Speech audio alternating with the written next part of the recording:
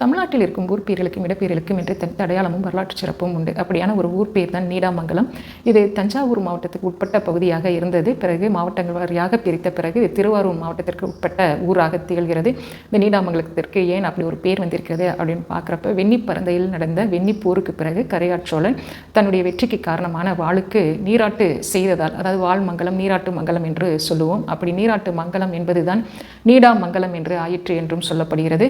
அதே போல நீடாமங்கலத்திற்கு இன்னொரு காரணம் சொல்லப்படுகிறது. அதாவது ராஜ பிரதாப சிங் தன்னுடைய மனைவி யமுனாம்பாள் பெயரில் சத்திரங்களும் அரண்மனையும் கட்டியிருப்பதனால் அந்த ஊருக்கு யமுனாம்பாள்புரம் என்றுதான் இருந்திருக்கிறது என்றும் சொல்லப்படுகிறது. வாகீச கலாநிதி கிவா ஜெகநாதன் அவர்கள் இந்த நீடாமங்கலத்திற்கு அதை பிரிக்கும்போது நீடு மங்கலம், அதாவது மங்கலம் என்றால் நன்மை, செழிப்பு, அழகு, வளமை என்று பொருள்.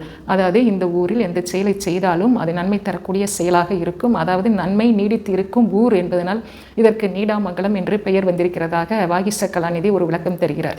இப்படியாக நீடாமங்கலம் வெண்ணாறு, கொரையாறு, பாமணியாறு என்று 3 ஆறுகளும் பிரிந்து செல்வதால் இது நீர் அடங்கும் மங்கலம், அதாவது நீர் சூழ்ந்த மங்கலம் என்பதனால் இந்த ஊருக்கு நீடாமங்கலம் ஆயிற்று என்றும், அந்த நீராட்டு மங்கலம், நீராமங்கலம், நீர் நிறைந்த மங்கலம் என்பதுதான் நீடாமங்கலம் என மருவி வழங்கப்படுவதாலும் நாம் அறிய முடியும். இப்படி பல்வேறு சிறப்புகளை கொண்ட ஒரு ஊர் தான் நீடாமங்கலம்.